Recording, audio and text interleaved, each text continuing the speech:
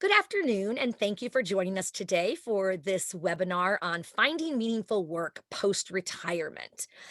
My name is Jody Hammer, and I'm the Career Services Specialist here at the National Peace Corps Association in our Global Reentry Program. And I'm thrilled to be with you today to talk about this very important concept that, hopefully people are thinking about even before they're just on the brink of retirement or into retirement, but it's really valuable at any time. So we're going to go through several slides, and I'm going to answer as many questions as I can, and we'll take as many as I can, and then we'll go ahead and ask questions in the end, and follow up with me if you have questions thereafter. So let's go ahead and get started. So I first want to address the aspect of the concept of retirement having changed exponentially, right? You think about in the old I want to say the old days, but long ago, right? When our parents, our grandparents retired, right? They retire at 65 or around then, and there's a big retirement party, and then boom, they never work another day in their life. It's the end. Well, that might have made sense long ago when life expectancy was around 65. So you really didn't have that much time post retirement. So whereas in today's day and age, when you retire at, 62, 65, and the average life expectancy is much greater, and many outlive that. I mean, if you live, you retire at 65 and you live to, 95, that's 30 years. That is a very long time. So it's probably something that you want to fill with some other activity. And this is an opportunity to learn more about how you might go about doing that. So, and it also does, of course, cost more to live longer, right? When you retire, you have whatever nest egg and whatever you've saved up, and Social Security, of course, which is very modest, and that's what you have. And if you're living 30 years, that's a lot less. That money needs to stretch a lot longer. So it is important to think about potentially working beyond retirement, but it could be in something extremely different. And we'll talk about today about ways to find some of those areas of interest and how to maybe find your niche. So I look forward to that.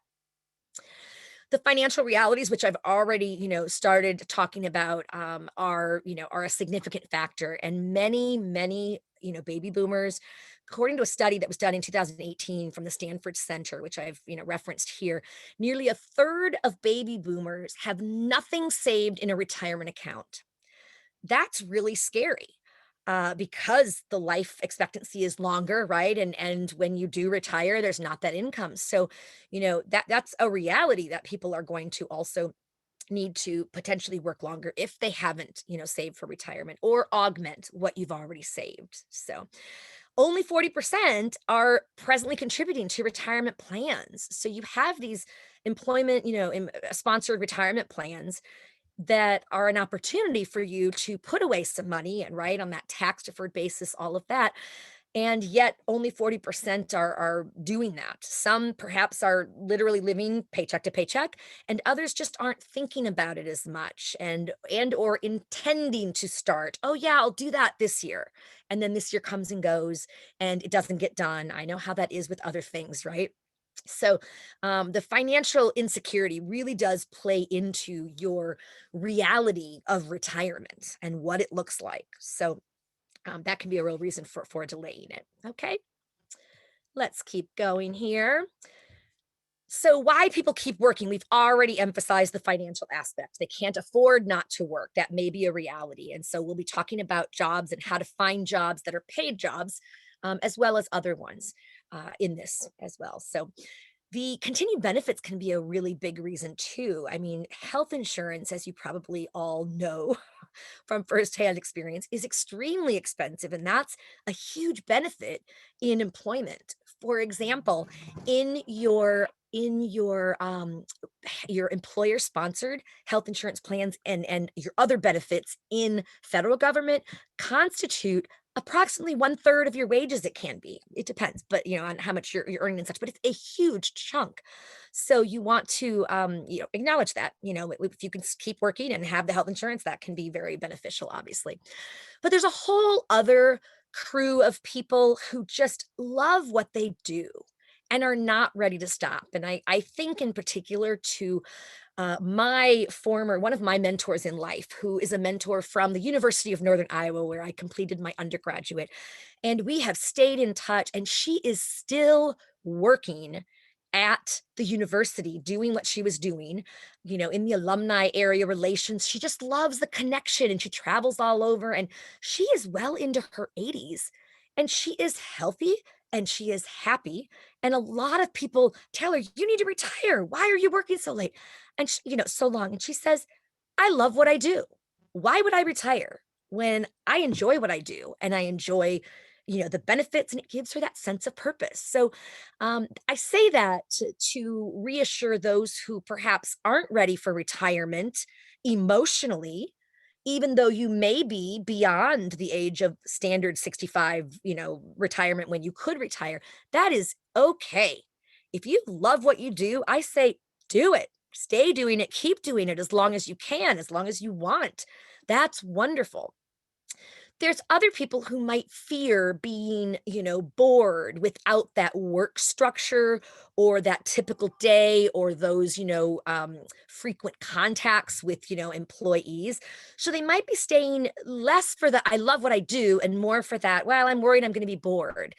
And I think that's a reason, and I'm certainly not judging any of these reasons. I think they're all valid.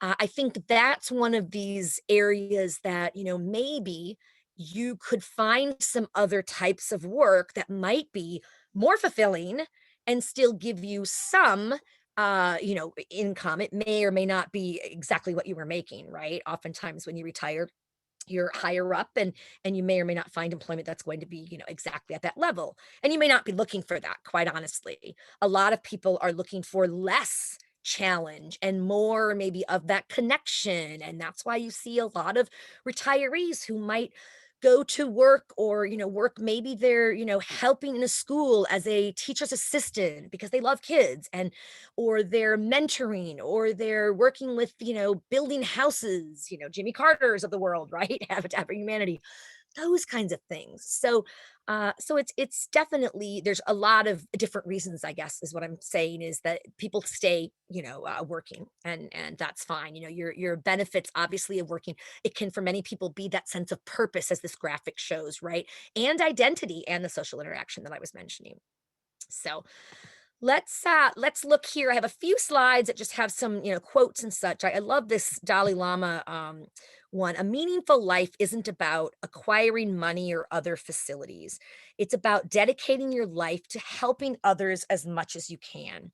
And I think this is one that I would say, many of the RPCV community can really relate to, right? You didn't do Peace Corps because you wanted to earn money, a lot of money, right? You certainly didn't do that, right? But you made a difference and you helped and you dedicated yourself to what you were doing. And that's why it was such a, meaningful type of experience. Not that there weren't frustrations, not that there weren't whatever, but you did that and dedicated yourself to that because you wanted to make a difference, right? So I think that's something that we share, as a common thread, as returned Peace Corps volunteers. The meaning of life is to give life meaning, right? It's not necessarily to just climb up that social or that ladder, right? That career ladder that gets you to the to the top rung, right? By the time you retire, that's not always the case, right? Some folks want to stay at a rung or two or three or four, whatever, lower than that, where they feel more compelled, they feel more called, right? Or of service. And I myself am an example of that. I made a conscious decision to step away from the corporate world, to really, dedicate myself. I actually went to Peace Corps after working in the corporate world, came back, and Peace Corps was so impactful on, on my life and my career. And it really taught me the value of, like, my most, I think, meaningful part of my career trajectory is fundamentally my Peace Corps service. It had a profound change, impact on me, and changed me as a person. And I know that for me, when I got to the end of my service, I, like many of you probably, felt I had gotten so much more than what I was able to give in those years I was there. I ended up staying for 3 years. And it was a humbling experience, and there were challenges and all of that, but I learned so much about them, and one of the biggest things that I learned was that, it can be scary stepping away from the corporate world. I was working in the financial world where I was actually working with companies on setting up 401k plans and rolling them out and educating the workers on how they work and why they're important and, that type of thing, why it's important to save. I was probably they said to me I was the first person to leave that company and join the Peace Corps. So I was definitely unique in that regard, and I have no regrets. I have loved my life since, and I've made a conscious decision, I didn't want to move up to be, supervising. I did that and found that I just didn't feel as much of that sense of calling. I mean, I enjoyed aspects of it, but I really missed the client work. So for me, it's that client career services type of work that really fuels me and is my energy. And so I found my niche. I don't want to move up necessarily, right? I like what I'm doing right now. And so that's okay too. And I like to give people that example because don't feel pressured by others to, oh, you've got to reach this certain level by the time you retire or whatever. It really does come down to your, meaning and finding that sense of meaning, which is different than happiness as it says in the text here on this screen. It's about, working with others and contributing and all of that, which, for many of you may be just as important as it is for me. So here are some questions that I challenge you to to ask yourself that can help you it can help you think about what you want to do in retirement or what kinds of activity might be appropriate for you. Okay, so I put them in here, and there's, thinking about when you were a child, right? I mean, it's hard to remember so far back, isn't it? I know for myself, when I think about my young childhood, it's like, what? Wait. But what did you love most? What were your passions? What did you lose yourself in?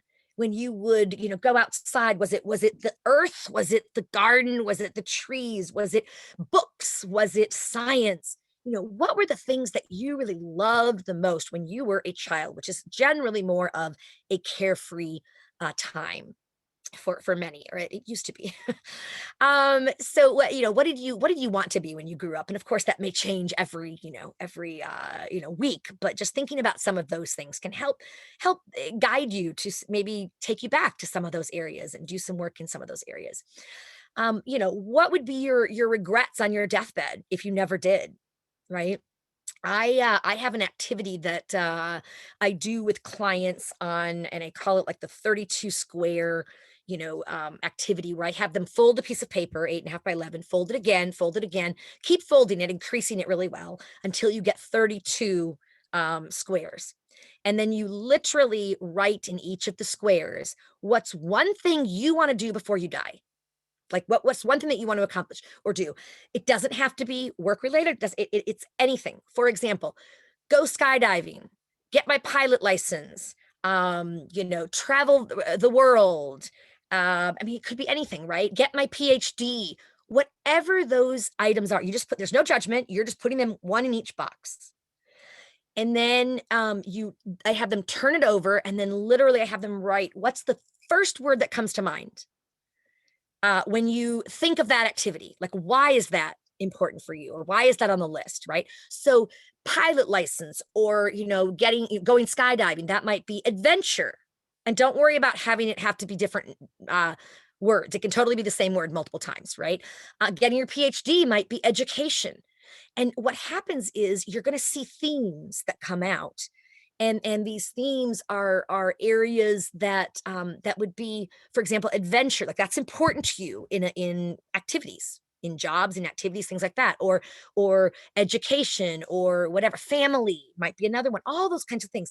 That's going to help you kind of guide yourself on, it can, on what kinds of things you might want to accomplish. Because let's face it, retirement also does take planning, and boy, we could do an entire workshop just on retirement planning, which we don't have time for right now. Maybe we'll do that another time. So a couple of the other ones, thinking about, your favorite movie or book, which can tell a lot about you really, right? Why, how does that reflect on what's important to you, right? And the next one I really like, who matters to you? Like, is it kids? Is it the elderly? Is it, what's your population that's important for you? And then if money weren't a problem, what would you be doing now? And the great thing about retirement for some people, right, for many people, if you assuming that, let's say you've saved, or you're at a point where you do have that flexibility of not necessarily needing an income, but you might like one, and you can certainly, research alternatives and find something as well, part-time basis, right? But if you're not as confined by having to earn a certain amount or whatever, it really opens you up. Like, what would you be doing if money were not an issue at all? If you could just do, whatever, and not worry about, about making a dime. That can really get into and help you tap into your core values and your core passions and things like that. And then lastly, and I think this is a really important one, describing your ideal day.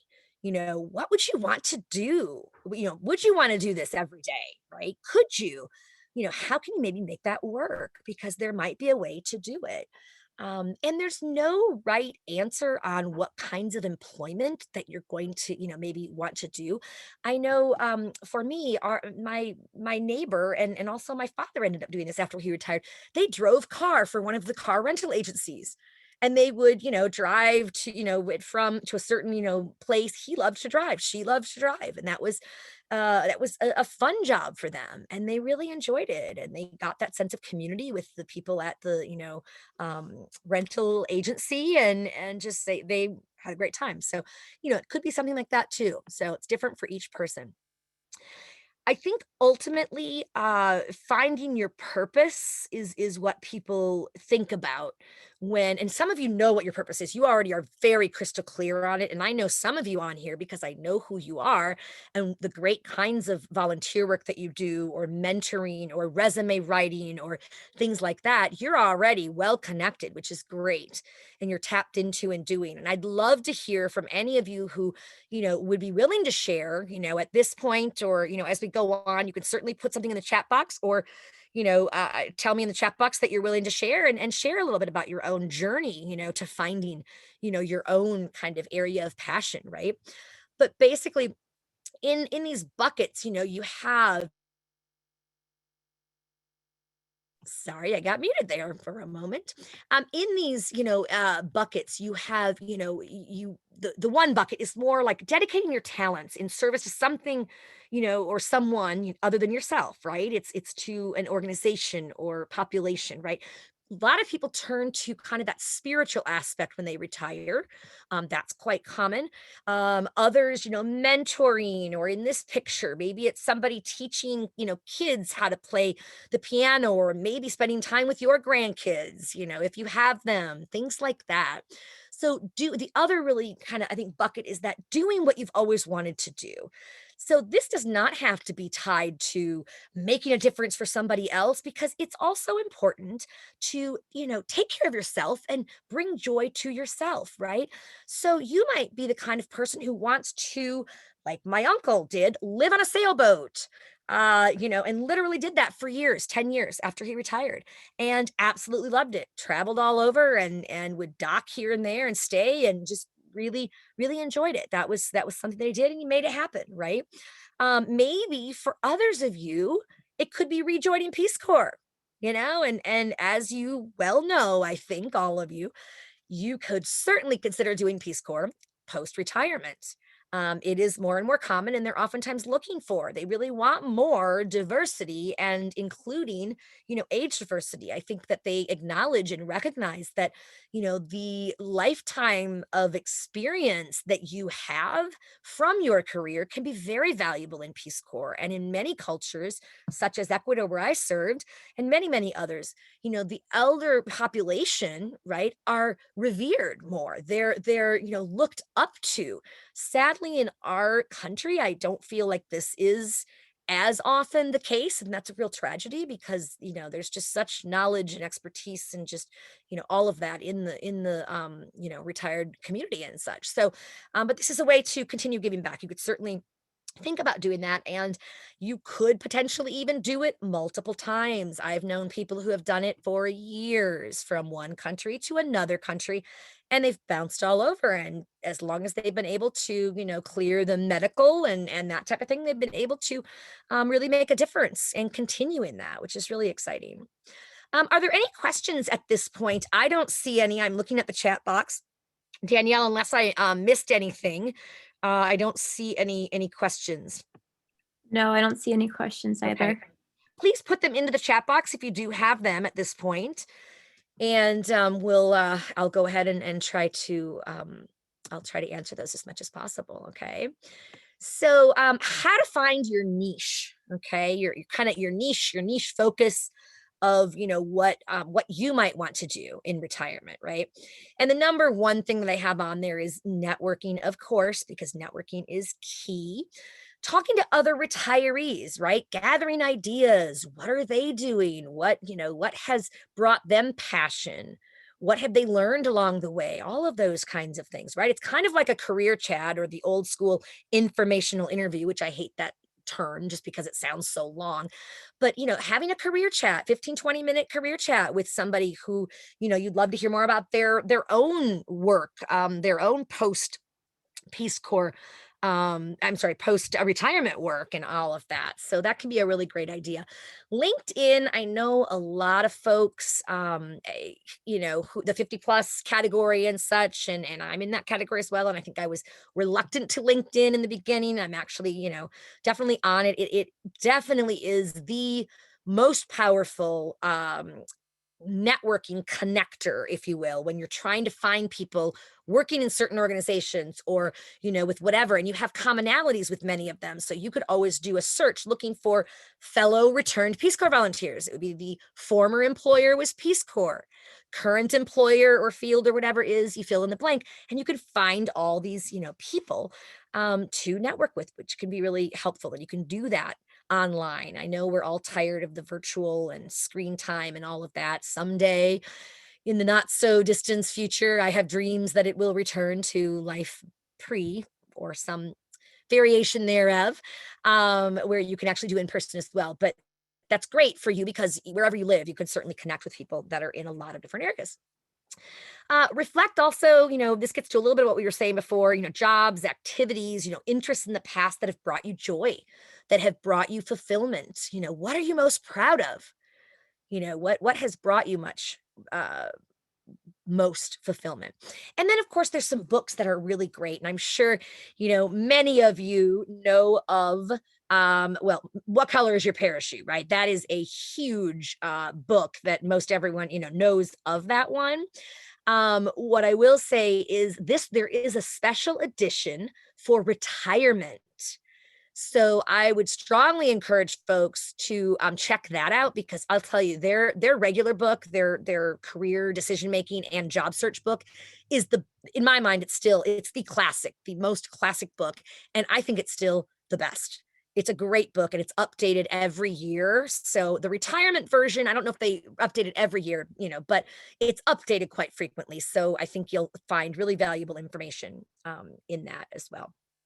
So that's just one of the books. Does anyone else have ideas of other books that you found helpful in helping you think about your own retirement and what kind of work you might want to do, how to find your niche? If so, please either unmute yourself and share or share them in the chat box and everyone can certainly save the chat box to your I'll tell you how to do that in the end and you can take a look at it at your convenience. All righty. So it's really comes down to identifying your sweet spot, right? What brings you joy and what you're good at, right? That's kind of those two things. And what's needed. It can really be kind of that three part if you think about it. What's the need in society now, that kind of thing. So it's really, and it's the opportunity to pivot more to what you love or the cause you believe in rather than just, whatever your job was or the income and feeling maybe trapped or, oh, I'm so close to retirement, I should just stick it out and stay here until I retire. This at least lets you think about, when you retire, that sweet spot and how to pivot in a way that makes sense. Okay? Great. Is there any resources that anybody put in, Ron or anyone else? I know you probably have some great ones. So the pros of post-retirement, whether it's employment, activity, or endeavors, it really you have more flexibility, right? It's and you work with the flexibility that you have. You're retired. So you have generally the option of saying yes or no. And if you're doing volunteer work, when you're able and when you're not able, and how much you can handle, how much is too much. So, that's the great thing. You can really focus on you and what brings you joy and what your, passion areas are. And you can really focus on, like I said earlier, with the self activities that bring you joy. Like I want to go around the world, I want to travel, or I want to learn the piano or whatever, versus, and there might be other activities that you want to do that are more, I want to give back to others, make a difference for whatever population, that kind of thing. Okay. So and then ways to identify, sources of meaningful engagement, right? And I have the picture of Jimmy Carter here because he's just my inspiration. He's amazing, and it's incredible that he's working, into his 90s and still out there with the hammer doing his Habitat for Humanity, work and all of that. He just doesn't stop, which I think is amazing. But things that you might want to consider, some sources, and then I want to really do a brainstorm. So if you can think of anyone's other than what's on this list, please dump them into the chat box now, so that we can get those on the list and we can talk about them a little bit, or you can talk about them, or I can talk about them. So, Senior Corps or Encore is a great one, right? AmeriCorps has that program with Senior Corps or Encore, which I like that Encore, like back. I love that, out of retirement, right? So they have some really good opportunities that you can check out. If you go to, I believe it's just AmeriCorps.gov, and then I think that's what it is. If you just do a Google search on Senior Corps or Encore AmeriCorps, you'll get information. And there are opportunities all over the states. So wherever you're listening in from, there definitely are opportunities that you could consider, right? Peace Corps, a second round, I've already mentioned, and going maybe multiple times or at least, one other time, that's great. But another one on here that I really talk about a lot to folks it's a resource. It's called volunteermatch.org is the website. It's volunteer match. Volunteermatch.org is a site, it's an organization that they basically you plug in, it's like a database. You plug in your or a search engine. You plug in your like your where you live, your city and state, and then you plug in, whatever your keywords are, and there might be a distance from my like, okay, maximum of 30 miles away or whatever. You plug that in, and then your keywords are things like areas that you're passionate about. So is it education? Is it tutoring? Is it environmental? What is it? That you want to find organizations that work in those areas. What will happen is we'll spit out a list of many organizations, many of which you will not have even maybe heard about, that are coded as doing work in that area. So the great thing about that is it helps you identify organizations that you could then connect with and say, "Hey, I am entering retirement and I'm really looking to give back and do some volunteer work. My passion area is in the area of education or whatever. Da, da, da, da. And I found you on Volunteer Match. And I'm wondering what, if any, opportunities do you have for volunteers such as myself?" I mean, let me tell you, nonprofits love to hear from people who want to be volunteers. Obviously, they are oftentimes run on a shoestring budget, so they don't have a big budget, right? But they love to hear from people who, want to volunteer, right? But the other great reason is it's great for the job search too. So share this with, others who may be in a standard job search, right? Or thinking about what they want to move into. It's a great opportunity to do some volunteer work in a sector that you're interested in so that you can, one, become an insider, if you will, right? You're volunteering for that organization, you're part of their flock, you're doing that kind of work, and then you see opportunities that come up and you're like, "Oh my gosh, this looks like a great opportunity. Are you familiar with this at all?" One of the colleagues, and they might be able to put you in touch, that's how it works, right? Or, they might reach out to you. You don't even know about an opportunity and say, "Hey, Susan, you have been such a great volunteer. Is there any way you'd be interested in a paid opportunity or a staff opportunity full time or part time or whatever, right? So that's one of my favorite recommendations to give people on, finding organizations doing the work they love, whether it's for a job search, traditional job search, or a job search into retirement, or just finding fun things. Oh, great. There's some good stuff coming in here. I see Idealist, which is a great one. I love Idealist. That's a really good idealist.org. They have thousands of there's so many jobs on there and now I think many of those are, paid jobs as well, like regular, types of jobs and but I think they do have some volunteer areas as well. So great.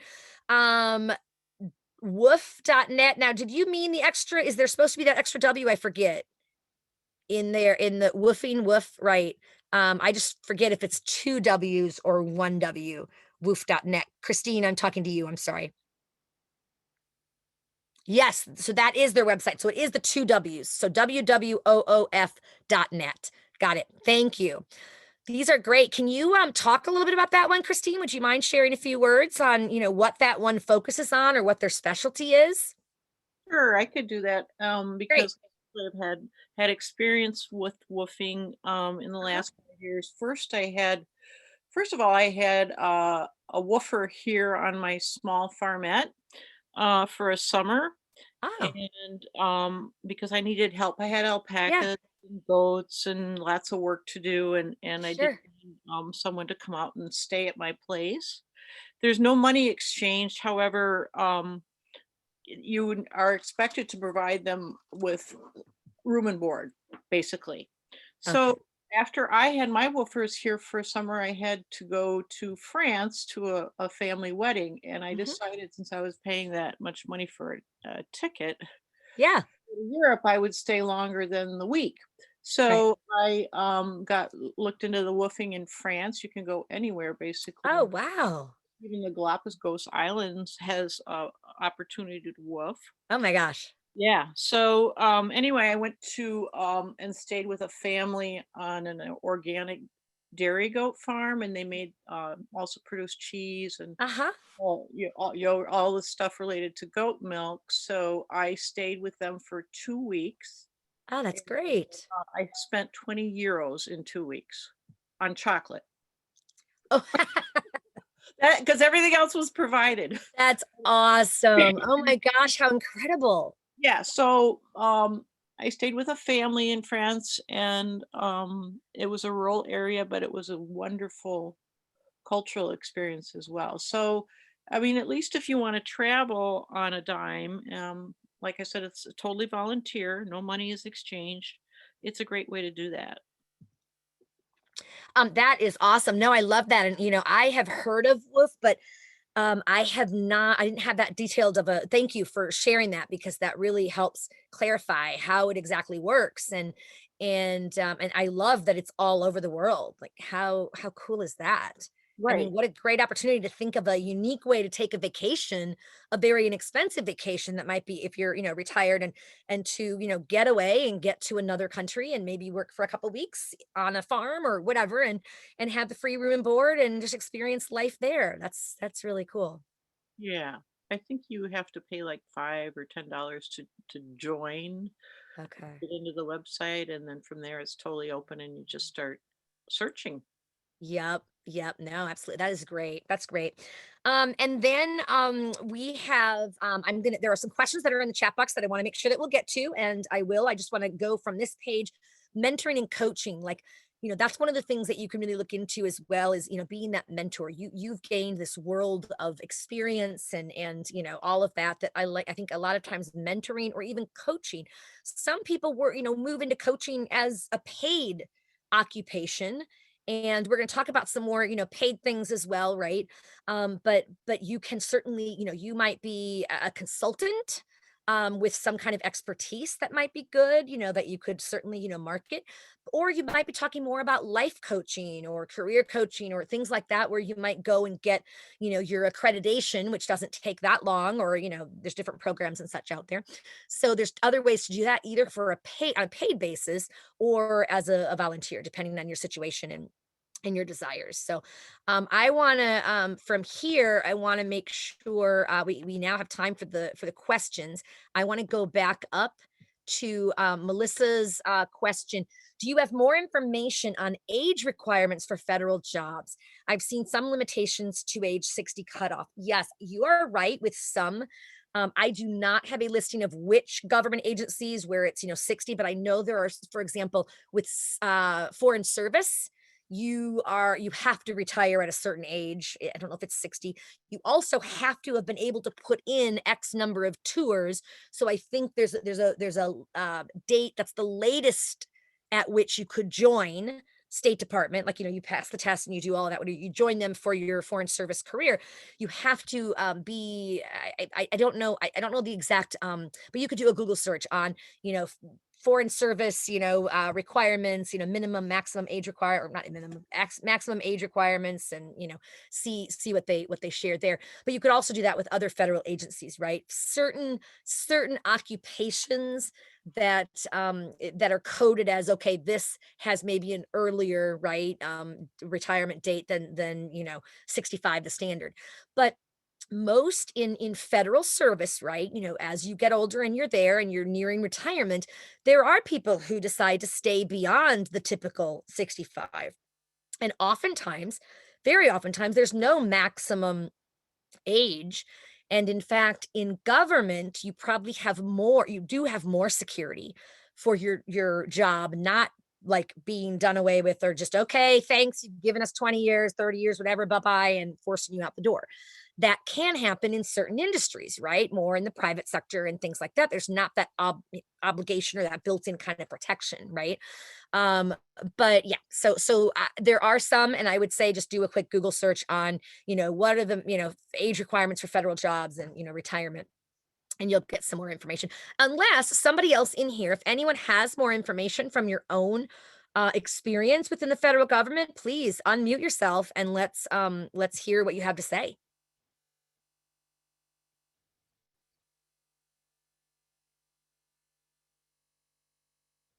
Happy to hear it. If you do have experience in it, just unmute yourself. Otherwise, that's fine. Hey, Julie. Yeah. Hi, this is Ron. Uh, Hey. so the two other agencies that I've recently done research on, USAID has that same policy where it's 59, and Yeah. then and then there's a review process that they go through in order to stay on.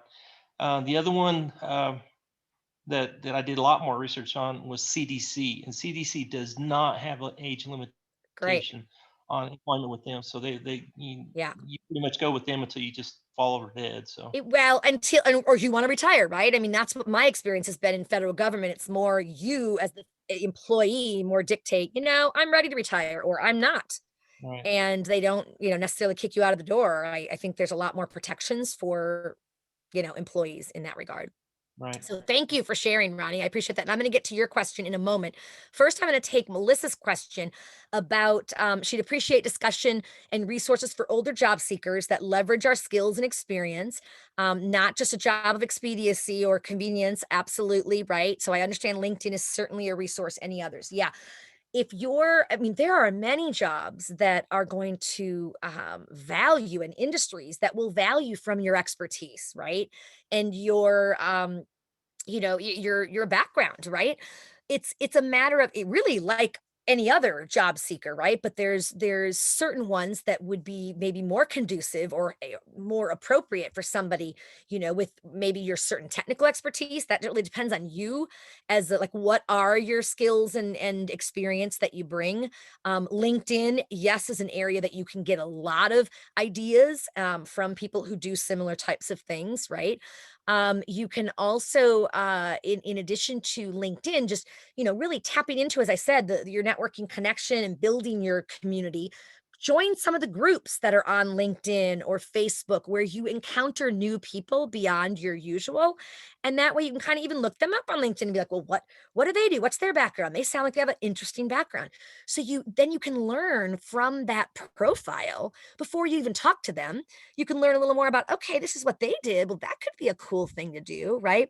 How about also throwing something up on, your social media if it's not a secret that you're looking for something, right? If you're approaching retirement and you're like, hey, put it out, a Facebook post or whatever, saying, hey, I'm nearing, approaching retirement quickly and I'm looking for, or not retire. Maybe you're not looking to retire. Like you said, I'm looking to pivot to careers in whatever. I'm looking to, explore opportunities that would value the tenure and expertise of someone with my background. Any tips or advice? Do you know anyone, or any tips or advice you would have for me? See what they have to say. Your circle's going to come back. They're going to have ideas. They're going to have connections generally that they can connect you to, and you can find out, because again, it's so much of it is about networking. I mean, I know people will say, I want to get a job because of, what I know, not who I know. Well, and that's fine. You will still have to know what you need to know. Trust me. But networking accounts for a huge percentage. There's a lot of different stats you'll see, but you'll see generally between 70 and 80 some percent of jobs are gotten through, networking, right? In some way or another, right? Being connected. Now that doesn't count your federal jobs that are open to all US citizens, because that's a whole different required, aspect and ball game. But your private sector, your nonprofit, that kind of area, it's huge. So I just don't want to I can't underscore LinkedIn and networking enough. Are there other ones that people want to add to that? Because she was, looking for other resources for older job seekers that leverage our skills and experience. So not link in addition to LinkedIn. What other suggestions would some of the rest of you have for Carrie? Feel free to unmute yourself if you'd like to say it, or write it in the chat box if you prefer. Hi, Jody. If I can just kind of add a little bit more to my question. I hope Sure. everybody's doing good. Yeah. So what it is that so the nature of my work goes from project to project, and which is great. But I'm getting nervous because as I get older, and that includes both my level of skill, but also my salary requirements or my Yep. salary history. Mhm. I just am worried about it becoming increasingly a barrier. And so I do understand the value of networking. That really is a big piece of the way my work works. Is it's certainly everyone Yep. that I know. But I was just curious if there was any other resources or any other groups or network platforms that really can appreciate an older Yeah. employee as opposed to it being a barrier, meaning we hire younger because they're less expensive and we hire younger because for Yeah. whatever reason. I Yep. just was wondering if there was something a little bit more that I can just go to that Yep. helps alleviate some of these concerns I'm expressing. Yeah, and people that might want to weigh in, feel free to do so. You can certainly, chat. I'm going to make a comment first, just based on what you were saying, Carrie. I think that's a really good point that you make. It sounds like you're more of a consultant type of, like, it's project to project. So you don't have that, maybe, is that right? You don't have that maybe security of, is that right? Uh, Sorry, It's my mute buttons are getting confused. Yes, that no is problem. correct. It's Yeah, yes, the yeah. nature of the work is Yep. international development. Yep. And even as you know, project even if you work for an organization in international development, projects end and then you still have to get moved to another project or go work for another organization. That's just the Yeah. nature of my work. Right. And Yeah, yeah, and you're doing bids too, right? They're bidding, and if you win it, then you get to do it. If you great. don't, they go with Exactly. another, right? Yeah. Yeah. Yeah, that's stressful. I actually know people who've worked in that arena, and it's not for the, I don't want to say faint of heart, but it's not for somebody who has any kind of anxiety around, like, the future, or only because it is so, well, we hope we're going to get it. We think we'll get it. And then, if you do or don't, you've got to be able to really, like, change direction and go with something else, or get added to another project. I mean, it's just, that is stressful. I totally get it. Um, what I would say while we wait for some things to come in, there's 3 new comments. Maybe somebody has actually weighed in. Actually, somebody has said, thank you, Carrie. My sentiments exactly on the work history, but also the anxiety. Yeah, I mean that is very stressful. I agree, absolutely. The tips that I would have for you would be, I mean, if you are considering, it sounds like, you're not at the age of retirement right now, right? It doesn't sound like you're any really close to that right now. And so I honor the challenge that you said you feel like, you face or you can face when competing against the younger crew, because you have a well-deserved and established salary history that's going to be higher than somebody with 5 years of experience, right? Or, that they can hire in at a lower amount. And so they do know that, right? So part of what that comes down to is when you apply for a job, making yourself not making yourself so blatantly a like seasoned professional, right? 25 years of expertise in da, da, da, da, right? If they're asking for 5, right? Or 7 or whatever. You can limit the amount, and I hate to say that, but really limiting the amount of experience, because honestly, in general, other than federal government, you generally don't have more than a 2-page resume. Well, not very much fits on 2 page if you're like close to retirement, right? And there's a lot of history that you have. So you have to think of ways that you could shorten, emphasize more the more recent work that you've done, because that can also just hide a little bit more of that. Like you wouldn't want to put also your dates of graduation from college, 1990, 1986, whatever you, because that really marks you, right? They're going to retire in 2 years, 3 years. They don't want to invest that in you if they think that you're going to retire right away, right? And then the other thing that you really do need to do, you just need to be prepared and ready to address that head on. They're not going to say, "Oh, you're too old." They would never say that, right? Because that would be discrimination and all of that.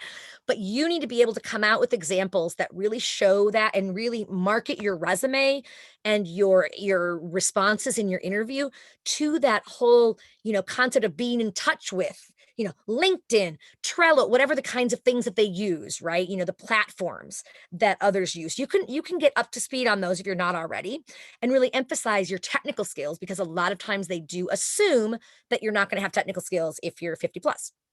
You're not a digital native, you didn't grow up with it, whatever.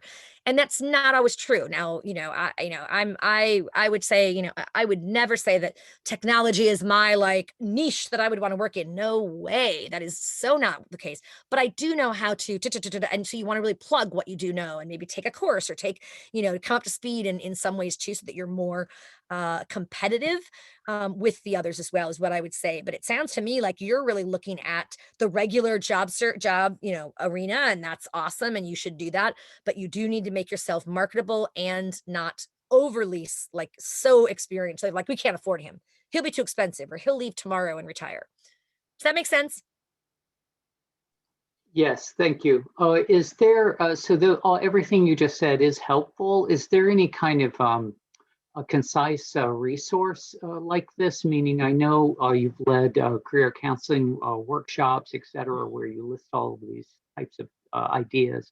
Is Yep. there something like that, or another kind of seminar? Yeah, no, we Danielle shared a little bit ago in the chat box. Danielle, can you dump that in again, just in case Carrie wasn't on by then? All of the webinars that I've done in the past, and several of them have focused more on like the, seasoned professional and, whatever to when you're doing a resume for that, or when you're interviewing for that. So there's definitely that. And there's a lot of online resources as well. I'm happy to have you reach out to me as well, Carrie, if you would like to chat a little more. I can steer you to some more resources that might be helpful for you in this process. You can just reach me at jody@rpcv.org is the short one. Short All right, address. thank you. Yeah, no problem. Happy to help. Okay, so let's see. I'm going to come back to your question. I promise. I just want to see here. Some folks have to drop off, which I totally understand, because we are at that time. So let's see. 62 years correct for UN mission members as opposed to permanent staff. Ooh, Judith, I'm not 100% sure. If somebody knows here without doing, or can do a quick check, a Google check on, UN mission members, mandated retirement age, something like that, you'll get the answer. versus or mission members versus permanent staff, retirement ages, something like that, you'll get it. I mean, Google's my best friend, I always say. Okay, I also want to get back to Ronnie's question, which was about Peace Corps. And you said that doing the current Peace Corps policy is that the current term limit is 3 years with an intervening time off. Any changes? Now that's interesting, Ronnie. That's different than I recall it. I know that there was some changes being made, but I did not think that it was 3 years maximum. Like if you were there for 2 years of your service and then, an extension for a year, that you couldn't stay for one more year. I know that there was back and forth about the value of, is it more valuable to have somebody who's seasoned, who already knows the system, who can be, so productive because they've already done the whatever? And the answer when I was serving in the 90s was yes. So extensions were allowed and there weren't as many restrictions. Now, they didn't design it to be necessarily something that you would do for a total career. You would have to take some breaks, absolutely. And I know somebody who was in a very niche area, rabbit farming and that kind of thing, and he was able to do it multiple times all over the world, which was great. Every once in a while I'd have to take a break, but you would need to really contact Peace Corps. Just go to their Connect with a Recruiter and ask that question. They'll be able to answer it for you. What's the current maximum age? Okay, let's look here at the end. Let's see. Oh, Melissa, what email are you using for me that it says it's coming back undeliverable? Because that's incorrect. Let me have Danielle drop that into the chat box for me. Thank you so much. You can either use my Jodi, Jodi, at peacecorpsconnect.org. That's the long one.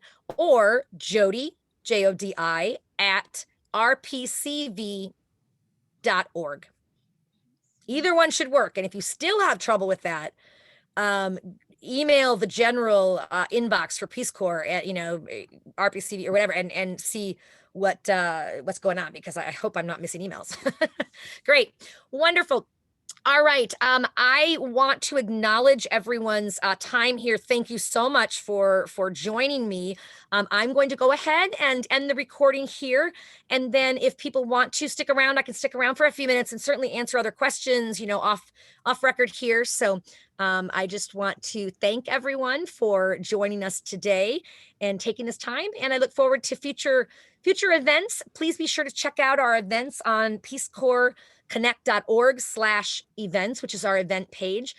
We do have, if some of you are mid-career professionals and are interested, we do have an upcoming starting April 15th.